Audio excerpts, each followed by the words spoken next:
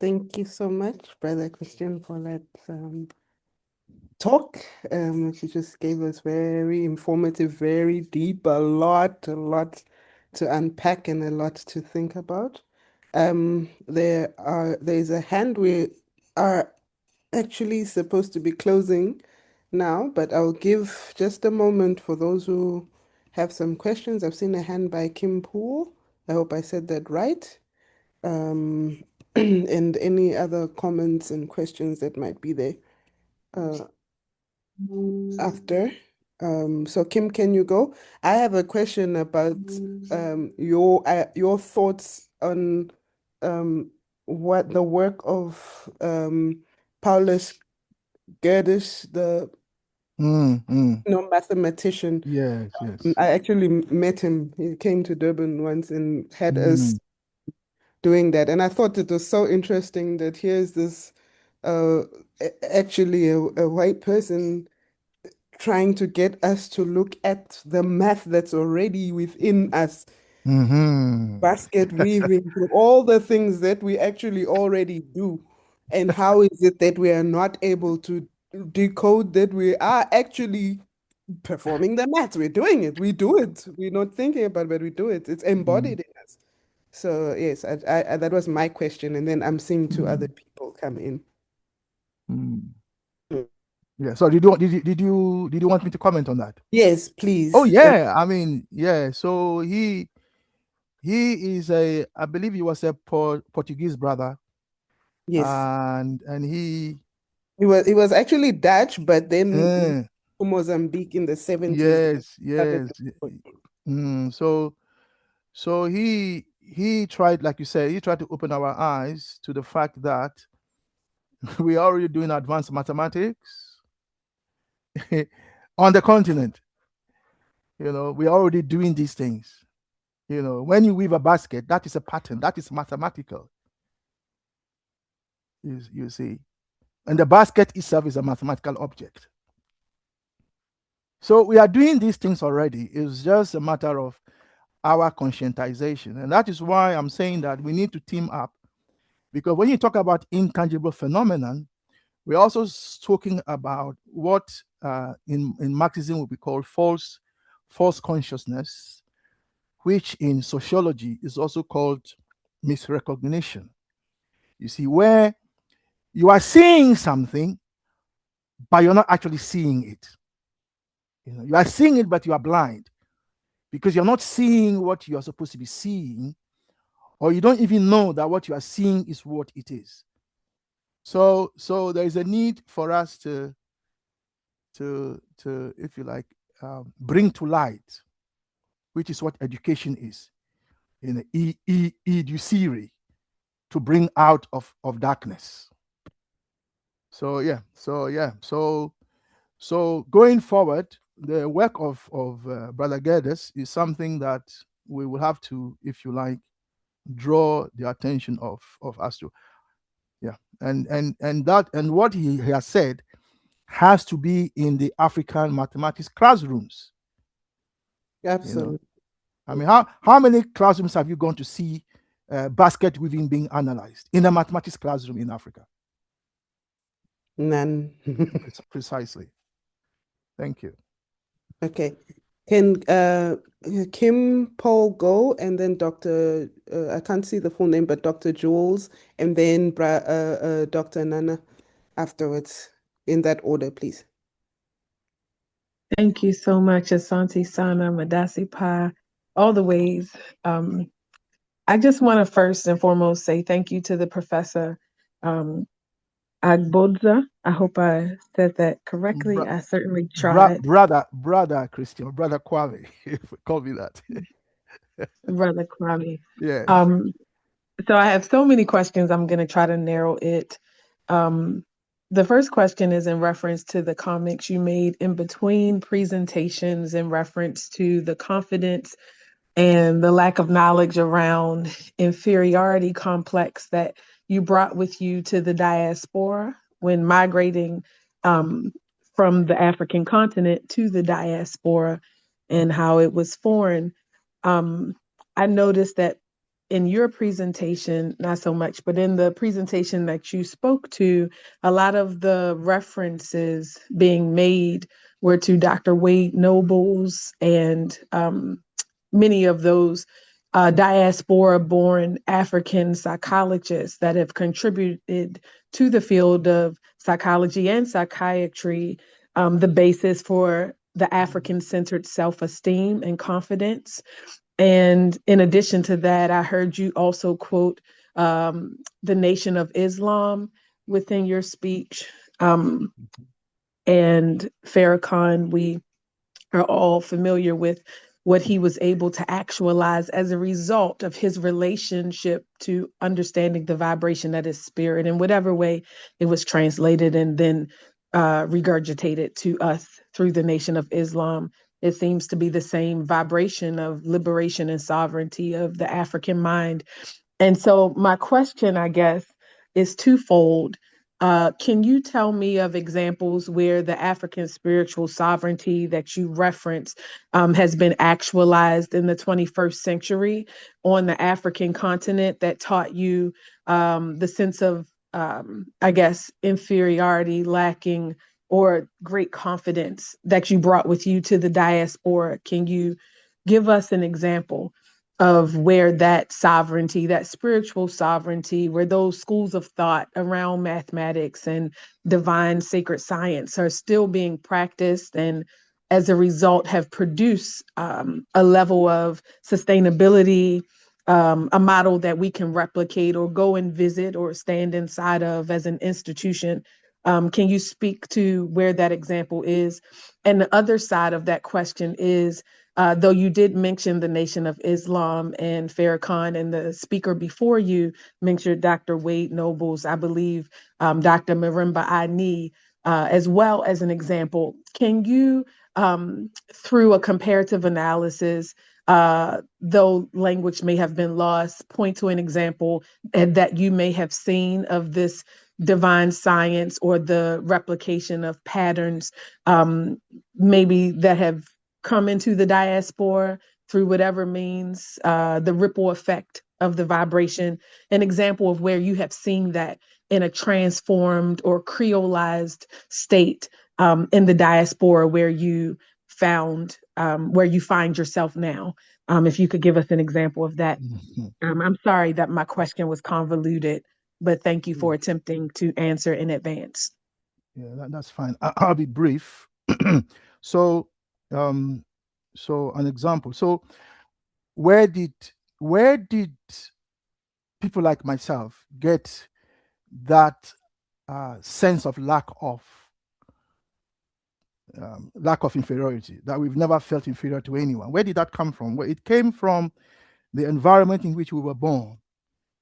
So we were born at a particular time in history when this sense of confidence was in the air. So I think we imbibed it. It became a part of our conditioning, because those were the conditions around which we were born. So we were conceived by our parents in that same period, and we were born into that milieu. So I think we imbibed it, and so that is where it comes from. I am not aware. I am told that there are spaces in Africa, in Ghana especially, where this spirit still persists.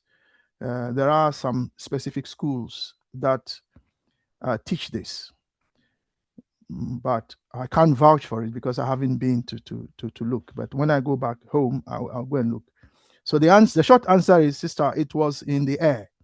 It was in the conditions and the conditioning that we got as children. And what was that conditioning? That condition was the struggle for independence. When the African told the colonial masters that we don't want you here, we need you to leave, and that we will govern ourselves, and that the best form of self-government is to govern yourself, and that and that the best form of colonial or neo-colonial government, its best form, is always inferior to self-government. That the best way I can learn to cook is to cook. So I don't need to be an apprentice to colonial masters to know how to govern my country and therefore govern myself. That was in the air. That was part of the struggle for independence, that we can do it ourselves. You took the power without asking us, first of all. Nobody told you to come and govern us. You just came and imposed yourself on us. Of course, there were people who fought you, like Jaja of Upubu. They fought you. There are many you can also mention in the South. They fought you, but at the end of the day, nobody gave you the right to come and govern Africa. So you need to leave. And the challenge we have today is that they have left, but their sons and daughters are still on the continent. I'm talking spiritually. They are some of them are in government, and they can't let go of their if you like ideological fathers and mothers. So that's the answer. It was in the air. In terms of the Nation of Islam, I would say that the Nation of Islam is an example of a group that nurtures this sense of originality, who we are, how we bow to no one, how we are the sons and daughters of the original man being the creator of heaven and earth. That is the black being, if you like, the dark matter, if you like, the darkness out of which comes all, the darkness that is in the womb of the black woman, where we all came from, etc., etc. So I would say the Nation of Islam is an organization that nurtures this. The problem is that Christians hear the word Islam and then they are scared. They don't want to go there. And yet, when in America itself, you find Christians attending events hosted by the Nation of Islam. But you come to the continent, and Africans think Islamists are our enemies, etc., etc., etc. In fact, in Nigeria, we hear that they are even killing each other over religion, although some of us think it is over resources rather than religion. So in the first Republic of Ghana, all of us, Islamists, Christians, traditionalists, we all came together as one. So I will attend the mosque sometimes. We didn't divide ourselves. We didn't fragment ourselves. And that harmony is what we need to move forward. I hope I've answered your questions. Thank you.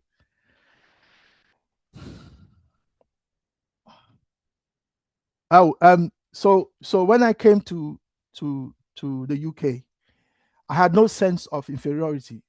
So I was baffled by a lot of things. For example, when you apply for certain jobs, it was denied you. When I asked why, the Africans who had lived here before I arrived were saying, well, it's because you are black. I couldn't understand it, because the idea that somebody is superior by dint of the color of their skin was total nonsense to me. It was nonsense to those of us, people like myself. It just didn't make sense. There's no way you can be superior because of the color of your skin. It's just not possible. In fact, the Gans say that Ufri Igbo Elagio, meaning that those who are born with non-melaninated bodies, they just disappear. They just disappear. What that means, I don't know. But we have that skin tone in Africa as well, and so the idea that skin tone is superior is just nonsense. So I struggled a lot, and I still do, because I get a lot of pushback. I'm supposed to defer, and I don't defer. I'm supposed to stand aside, and I don't stand aside, etc., etc. So in a way, some see me as an enemy. But it's just who I am. It's just who we are. We are Africans. Thank you. Thank you so much, Brother Christian. Can I have Dr. Jules? I would like us to please keep our questions as concise as possible because we have run over time. We did start the the day a bit late, so can we please keep it Okay, concise? thank you, brother and sister. I highly appreciate the presentation of brother Christian Agboja. He's away, I'm in Benin, away from Yoruba, that is the same people, and we have the same spirituality. Okay, and so there is a French word or phrase who say that connais-toi toi-même, know you yourself. If you don't know yourself, you can't do anything. So our spirituality is very strong, and nobody need to demonize our spirituality.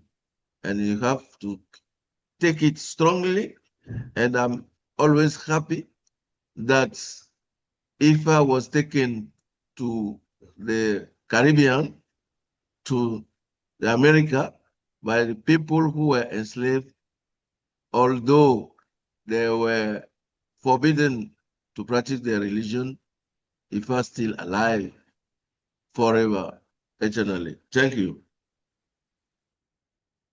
Thank you so much, Dr. Jules Yamunche. Thank you so much for that. Brother Nana, Yes, thanks so much. Nana Kwame, Tobe, well done. In fact, you make me so happy. Numerology is something. Before I even say this, I will encourage brothers and sisters not to be afraid to read esoteric literature. You see, the fragments of what was stolen from our ancestors are hidden somewhere there. So please, try as much as possible. If you chance on any of them, just read. I'm very happy that Nana Kwame, I don't have a question. I only have contribution to what you've just said. I'm happy that he's looking at numerology from our very existence, and I'm sure it is also an area we can explore. Of course, he said it right. Numerology goes with physics, quantum physics. Everything you do is numbers. Even the frequency we are talking about is numbers. Is the counting of how many times you are beating a drum. So if we don't demystify the fear of mathematics, which is the same instrument that was used by Imhotep and all those Egyptian gods to build our society, then we can't go anywhere. But this brings me to the appeal I was making. We also need to push to make these things we are saying materialized in the young ones that are coming.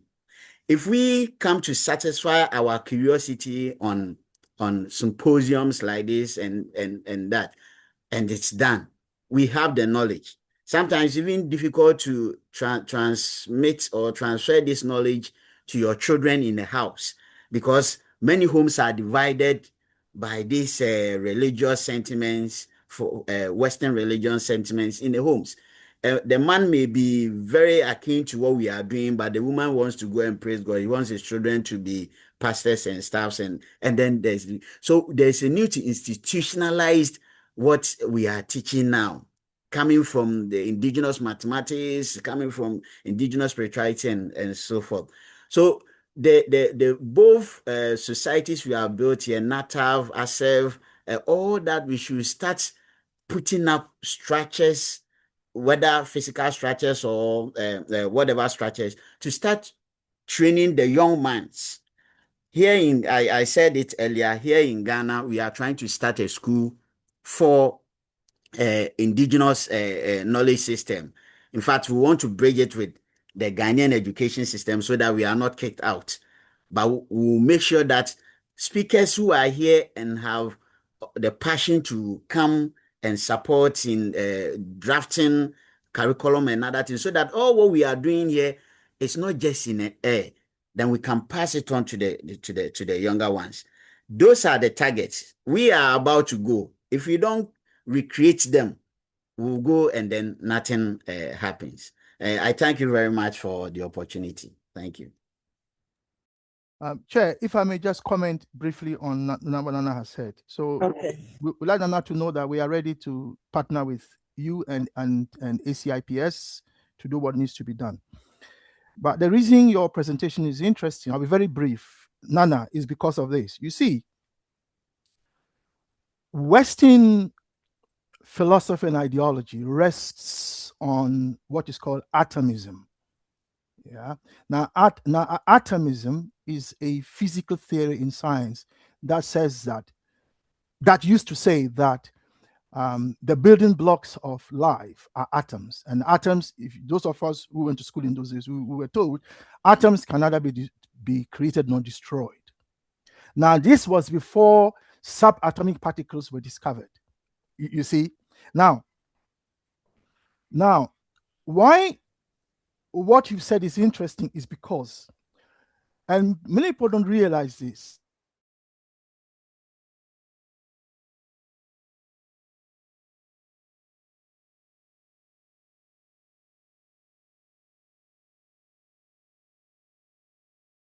yeah, to the, if you look at it from the point of view of light, the theory of light or photons, which are the particles of light. Now, these photons can act as particles, but they can also act as part of a wave. In other words, in physics, we have something called the wave particle theory of light. Now, the wave particle theory of light is where Einstein started from, if you look at the history, and then arrived at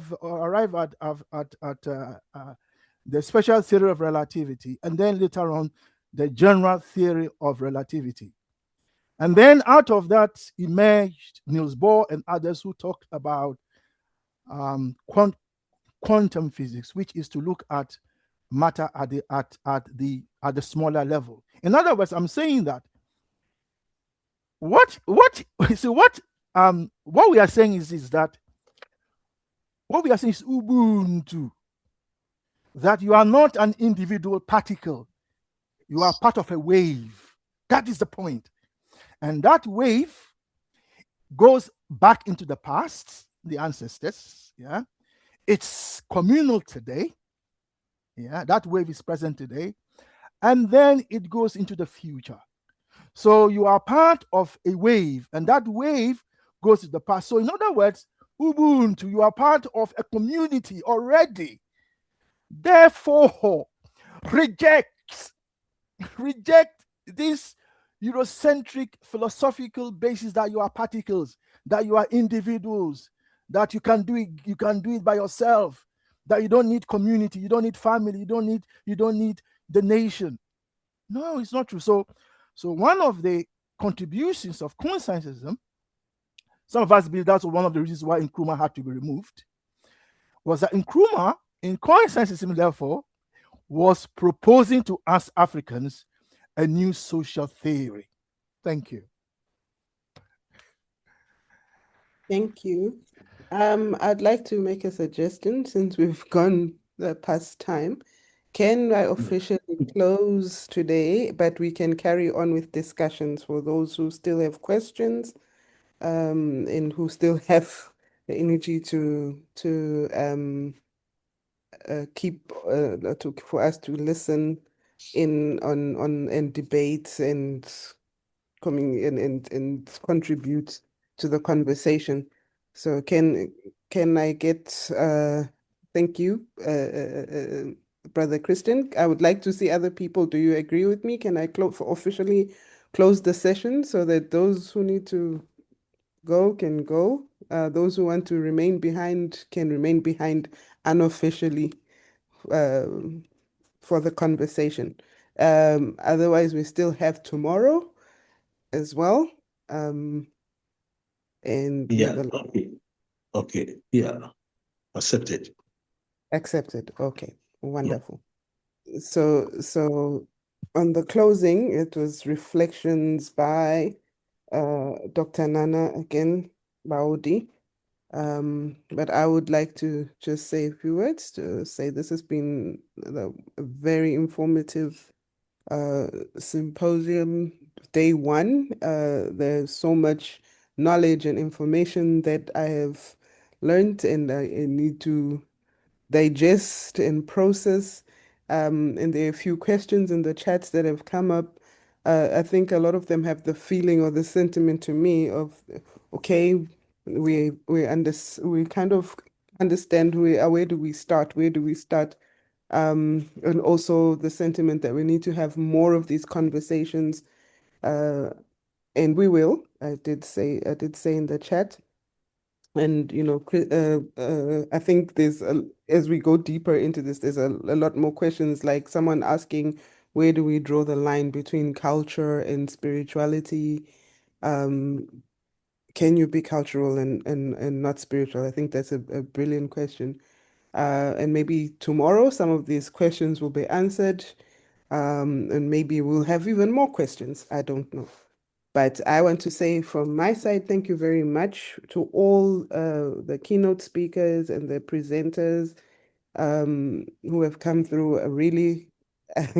I think this needs a bigger platform because I think everybody needs to be engaging with this in every aspect, whether it's in the educational spaces, the medicine spaces, the business spaces. Everybody needs to be engaging and thinking about this on this continent. So I want to thank you very much to all the speakers, to the keynote speakers. We look forward to hearing to what you have for us tomorrow, to the speakers for tomorrow, if you're in here. There are people that are going to be in tomorrow that were supposed to be today. So we'll look out for those as well. I'll make amendments to the program later on, but I'd like to officially say thank you and officially close. I will hand over to Dr. Nana. I think you were supposed to do some reflections, and then we can carry on chatting for those who want to stay behind and keep on with the conversation. I just want to ask if we're still going to be recording even that. I think they're important conversations to record, since some people will not be able to stay on, but actually interested in still being part of the conversation. I would like to ask also if there's a way for us to access the recordings, maybe on a YouTube channel, or if you Yeah, I think ACIPS, they will send to us and we'll put them on ACIPS YouTube okay. channel. Okay, Yeah. and then we can, keep sharing that and prepare for probably another bigger thing that we look forward to, workshops and other symposiums and even conference ultimately. So from me, thank you. Have a great afternoon and evening. Uh, Dr. Nana, please come through and carry on the conversation. All Thank right. you. Thank you so much. I think I will have to put it brief so we can all go and rest. So it's been a very exciting day, and just like our coordinator said, we are very grateful to everyone for not only the contribution but the listening ear. African spirituality, knowledge system, and then the fourth industrial revolution, reclaiming epistemic sovereignty. Justice has been done in many ways to most of the things we've said today, beginning from I mean, Brother Kwame is Nkrumah's symbolic mathematics first phase, and then the second phase to decolonial critiques. We also got something from Nana Beni, Nana Beni on issues of Pan-Africanism, just to mention few. And we had some analysis from the area of quantum physics, and then other presenters who probably for some reason could not present today. I'm very sure we even sensed their presentation from most of the ones we've heard. I'll only say I'll only say that we are spirituality and spirituality is us. One of the very difficult things many people have been trying to, if I may say, come into consensus with is when you call African traditional spirituality a religion, because it is a way of life. I am happy with the question somebody asked about culture and then spirituality, and I'm sure this will be elucidated in tomorrow's meeting. But our spirituality is who we are, and we are our spirituality. Remember, a car down can be dried on the top, but it is very wet inside.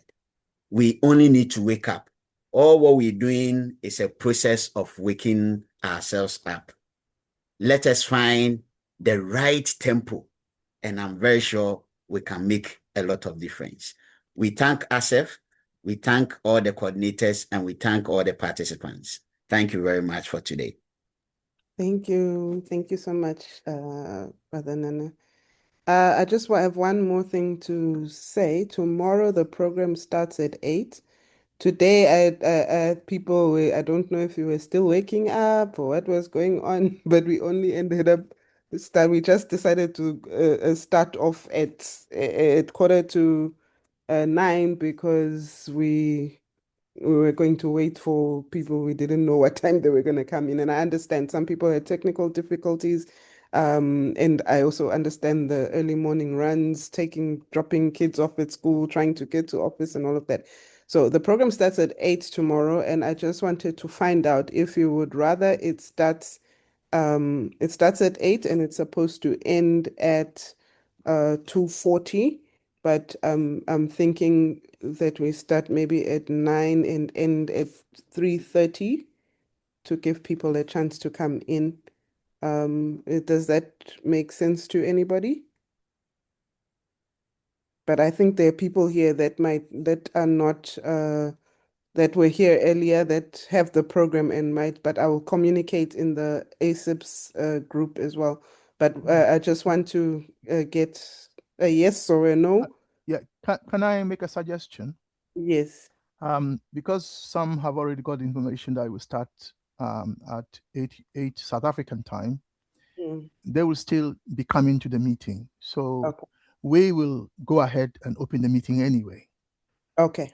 So that if someone comes, didn't get the message, they can still come in and not think, oh, the meeting is not coming on. Does that make sense? Okay. Yes, no, that's fine. However, I think the we 9 post, you've said we is post fine. in Sacred Dialogue. We post in Sacred Dialogue and other platforms that we start Not at a problem. 8. Yeah. Not a problem. We'll just in the places where we can get to the large groups of people, we can just say we've changed it from 8 until 9, and then but still come in at 8 South African time and be here to just open the meeting and chat. So we will open the meeting, and anyone who wants to come and have a chat before it starts, again, we are available. Thank you, Chair. I had to do that because there's also we had fewer presenters today because some people had technical challenges and are going to go on tomorrow. I think we've got 2 extra presentations tomorrow, so I'm just trying to accommodate those people as well. Okay. Sorry, that's enough from me. I'm gonna leave those one to keep on with the conversation, to keep on having the conversation.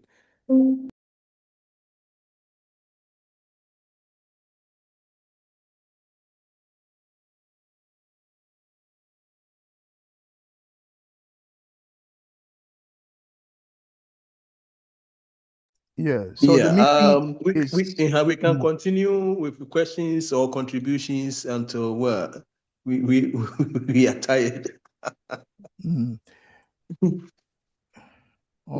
Yeah. Yeah. So I have a question. I have a question on the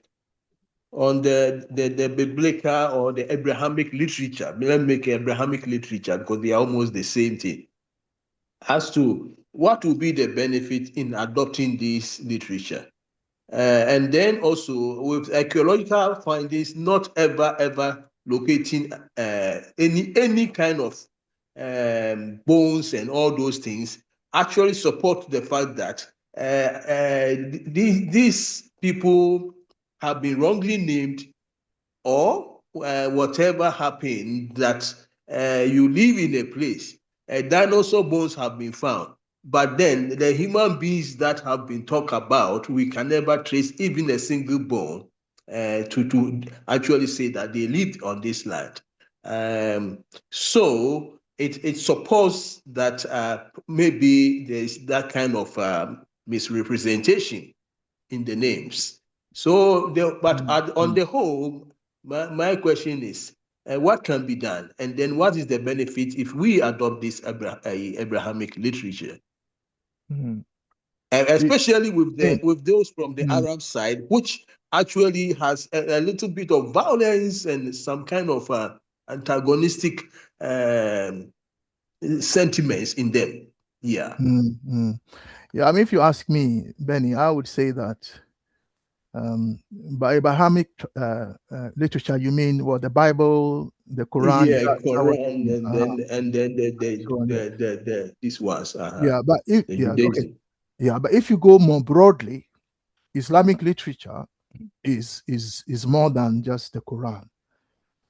I mean, the real Islamic literature is what made Europe what it is. Because you remember the history that it was when Europe discovered the so according to history, the Africans are the source of all this knowledge. Then the knowledge found its way into the Roman Empire, which became split into the Eastern Roman Empire and the Western Roman Empire. Now, the Eastern Roman Empire was where a lot of the knowledge was stored in vaults. So things like Euclid and so on. So it was the Arabs, if you like, or the Islamists that actually protected the knowledge that the Africans had given birth to. So for example, you all know that the Romans were useless when it comes to mathematics. The Romans did not contribute anything to mathematics. All they knew was war, fighting, conquering people, and enslaving them, etc., etc. But when it comes to mathematics, they contributed nothing. So the Western Roman Empire really didn't have the knowledge. I may be wrong, but this is what I understand. So it was the Eastern Roman Empire that had the knowledge and so on. So it was from there, after they were conquered, that the knowledge found its way to the West. And that is how Western civilization actually started. So Western civilization was built on the what Islam had protected. So if you talk about literature, I'm not an expert on this, but if you talk about the literature, then the Quran is just not. It's just not the most important. If you talk about Islamic literature, the Quran is not the most important. Not at all. There are more important and more original works. And I understand that some of them up to today have not been translated. There's so much. So now when it comes to the Christian, again, when you look at the geography, you see that the names of African countries today, if you go back just 200 years, are all different. They're all different. or most of them are different anyway. You know, Mozambique, Ghana, Ivory Coast, you know, South Africa, etc. These names did not exist when you go back into the past. In fact, there is a map that says that Judea, yes, the Judea we know, was in West Africa. so, so when you say that the Euro-Christian literature, then the question is, but those literature belong, they are ours anyway. You see, they are ours anyway. So at the end of the day, it's a matter of you know, if you like, getting back what is ours and cleansing them, and in the sense of some kind of restoration. So yeah, so yes, so that is my immediate response.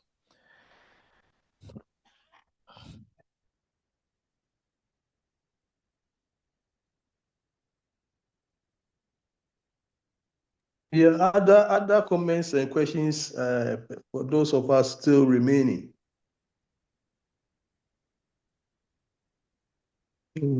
Okay, then I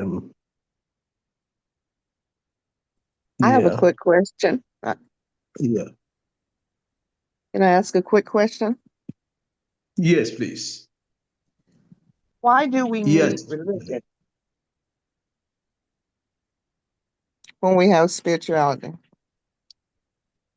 Sorry, why what? Sorry, we didn't hear that. Why do we need religion when we have spirituality? That's a very good question.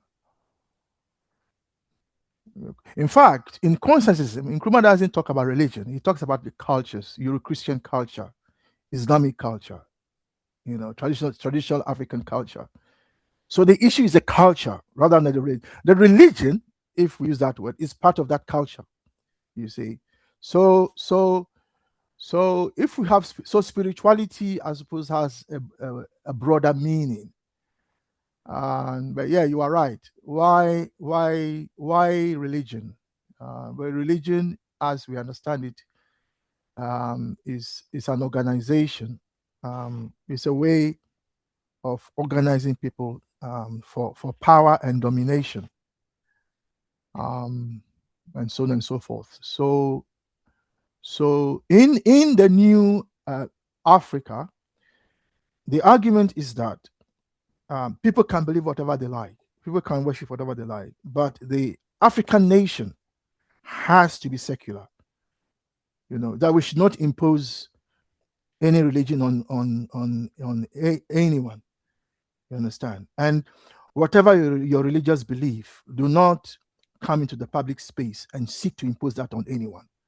So if you want to practice your religion, do that, but privately, because the rest of us don't care.